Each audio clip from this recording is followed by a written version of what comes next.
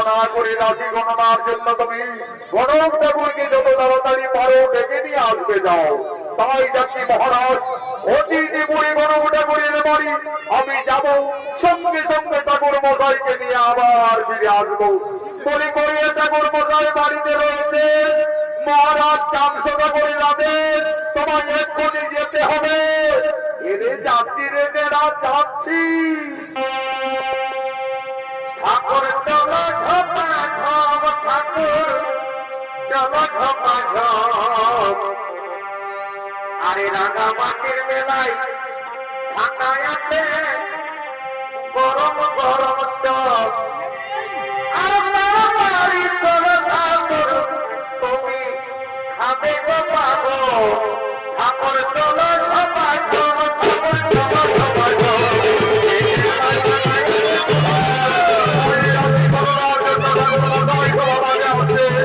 এই গরম ঠাকুরের অভিনীত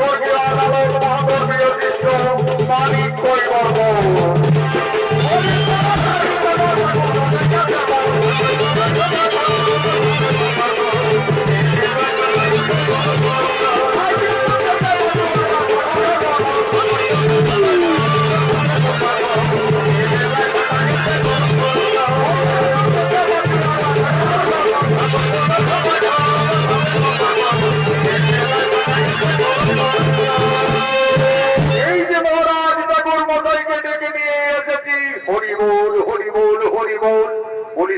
ঠাকুর মশাই, আমার পুত্র নক্ষত্রের বিয়ে দেব, তাই তাদের রাশি গণনার জন্য তোমায় ডাকা হয়েছে।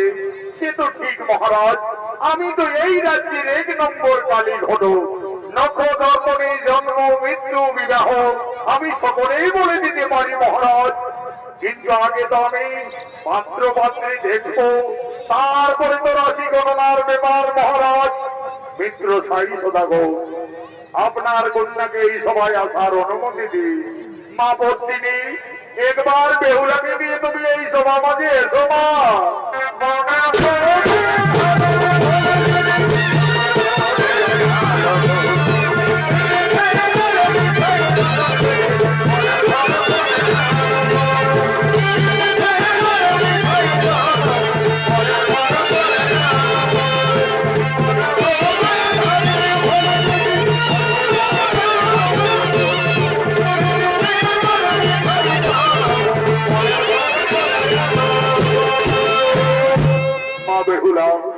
এরা সকলেই আমাদের অতিথি মা, তাই সকলকে তুমি প্রথমে প্রণাম নিবেদন জানা মাতা।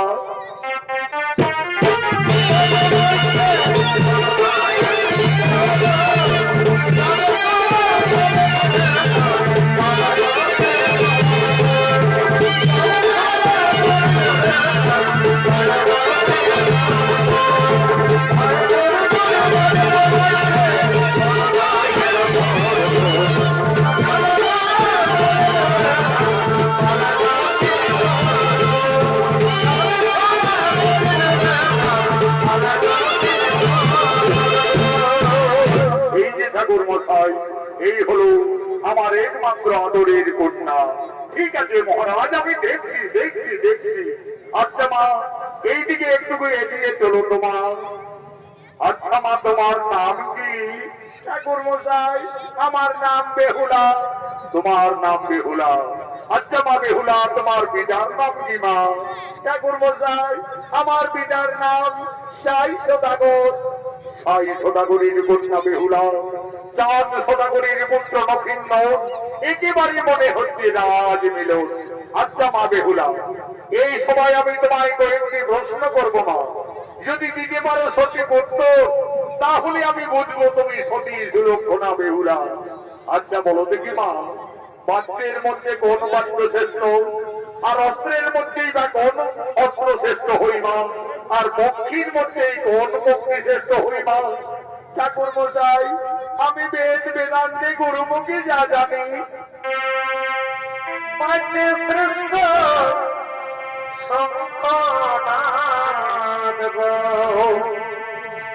অস্ত্রের দর্শন পক্ষীর মধ্যে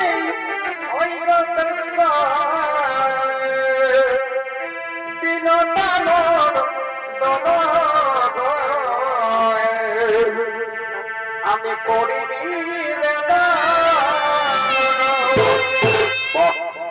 চমৎকার মা বেহুলা, আমার প্রশ্নের তুমি সঠিক উত্তরেই দিয়েছ মা।